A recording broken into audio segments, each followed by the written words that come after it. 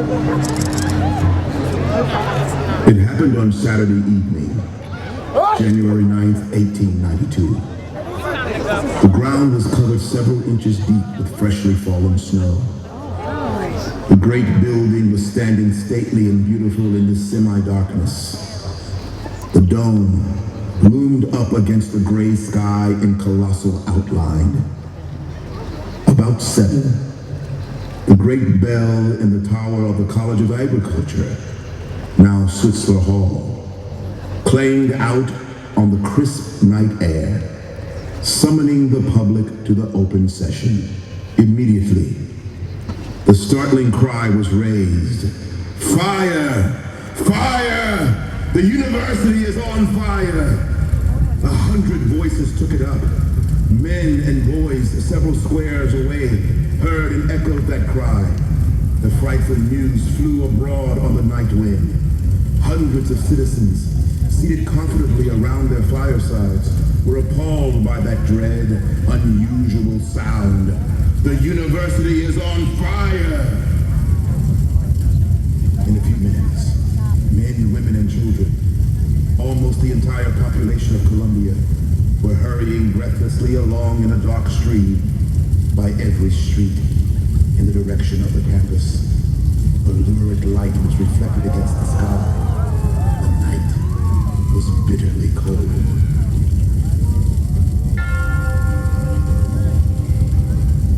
All the panes of glass were melting under the intense heat and trickling down the walls in a molten stream. The ironwork of the fixtures was seen to writhe and twist like serpents in fiery convolutions. All the windows were belching forth from shattered frames masses of purple smoke. Curling tongues of flame shot out yards in length. Someone remembered that the tablet of the Jefferson Monument, a unique and priceless relic, had been placed for safekeeping in the chapel. But it was now too late to save it. The fire, meanwhile, steadily advanced and gained the rotunda of the main building. The immense amount of woodwork here gave the flames a fury and an intensity that is indescribable. The doors and windows were spouting great torrents of fire. The red flames crept steadily along the roof, licking their jaws like a ravenous dragon. They caressed and entwined themselves about the columns, or leaped boldly into space. A terrible roar pervaded the air. The sound was like that of an approaching tornado, tearing its way through a forest. A billowy sea of flame mounted into the sky, as if impelled by the blast of a titanic furnace. A dense shower of sparks floated off over the town, presenting the appearance of millions of scintillant stars dancing on the bosom of an enormous black cloud.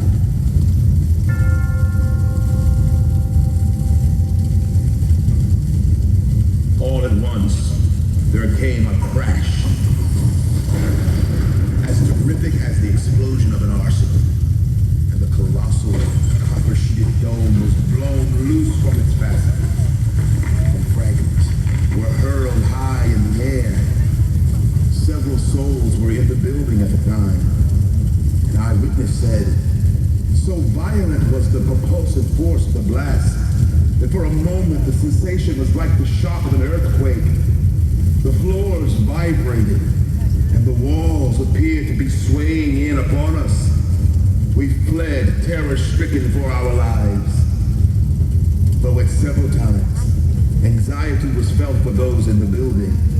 And though there were several narrow escapes from suffocation and falling walls, no one was seriously injured. A new element of grandeur was now about to add itself to the scene. The fiery tide was lashing and surging around the room, in which were stored 14,000 rounds of ammunition for the rifles of the cadets. Besides these, there was a considerable store of shells and powder for the artillery detachment. The commandant of cadets, seeing that an explosion was imminent, took a squad and passing along near the building, pressed the crowd back to a safer position. Then, above the volcanic violence of the conflagration, was heard the explosion of the cartridges and the bursting of the shells. The detonations remarked an old soldier, were as rapid as firing in a hotly contested battle. At frequent intervals was heard the crash of some falling wall, and a great crest of flame would show where partition or floor had fallen in and given another morsel to the all-devouring elements.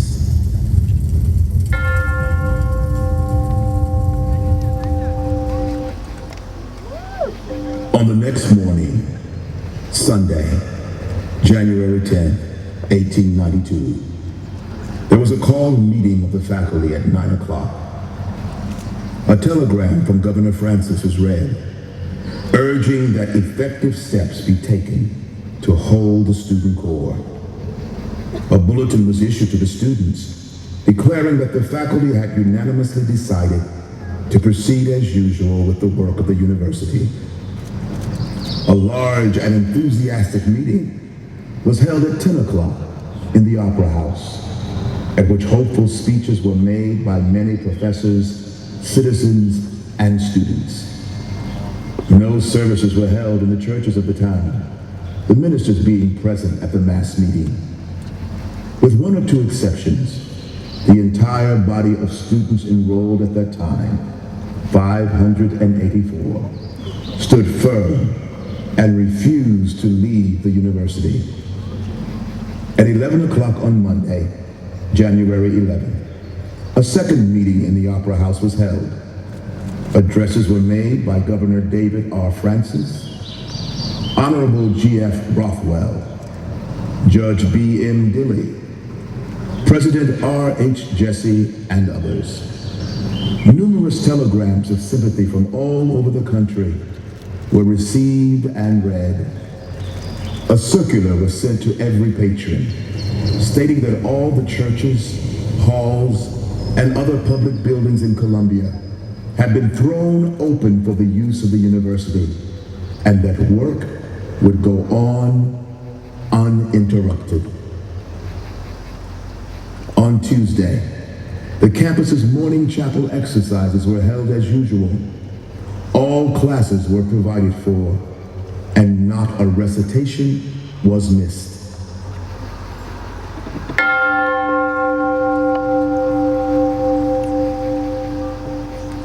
This is conduct worthy of Missourians, and it challenges the admiration of all who know the value of brave and honorable behavior under severe circumstances.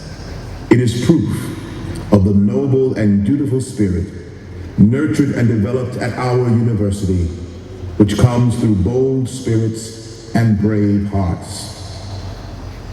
Between these columns, through the wide entrance to the spacious rotunda of the old building, in years gone by, have entered into the university more than 14,000 students. As they approached up the broad aisle leading over the campus, the very first thing that caught the eye and impressed the imagination was these magnificent columns. Dull indeed was the soul and unfit for the learning of those grand halls, upon which they did not impress themselves with deep and sacred effect. They will stand, reflected forever in the hearts of the noble band of youth who here were initiated into the mysteries of that learning, which endowed them with the power of cultivated thought, expanded their hearts to all the high claims of the divinest of social structures, and inspired their souls with a deathless ambition to rival and lead the world in the office of patriotism and service to their country. 50 years have marked the ceaseless procession, coming and going, of this army of students. Year after year, they have departed into the mighty throng of toil, bearing with them in the pursuit of fortune, and through all the mutation of business and the adventure of life, the dear memories of the scenes, associations, trials, and triumphs of their college days. Many now adorn the social and political life of their state. Some have even given their talents to other states, while others on sea or land, and with distinguished service, have borne the national honor.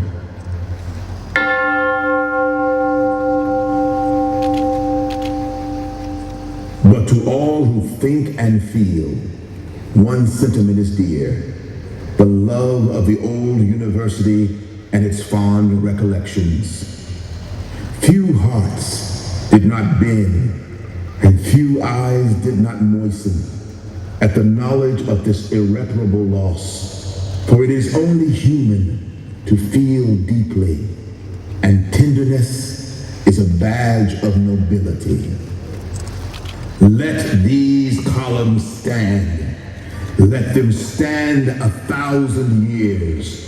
Crown them with an arch, memorial to the students who in their magnificent presence learned what life and duty are, and how to live one and do the other. They will be to all a rallying point of future devotion and service to the university. For surely the strongest bulwark around any institution is the ceaseless recollection and loving devotion of its intellectual children. No university can be most attractive and great till age has brought it this support. No argument persuades like sentiment, and no force impels like affection. And these sad columns will in the future also prove of deep significance and impressive force upon the column of new students, growing ever longer as time proceeds and the state makes greater provisions. They will walk up the broad aisle where their elders walked, and through these columns, bereaved of their former glory and tortured into ruins by fire, they will behold the new university.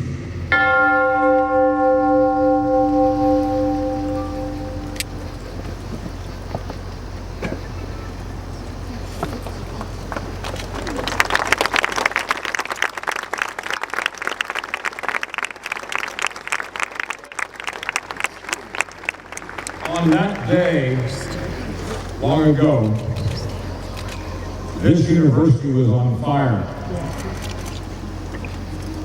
I tell you, it's on fire today. On fire for discovery. On fire for excellence. On fire for respect. And on fire for responsibility. I have a question for you. Who will feed the flames of great teaching? Who will feed the flames of impactful research? And who will carry those to the state, and the nation, and the world? If you will, answer with me, yes! Yes! Yes!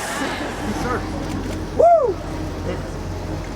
Those columns will stand now for 1,000 years. What do you hear?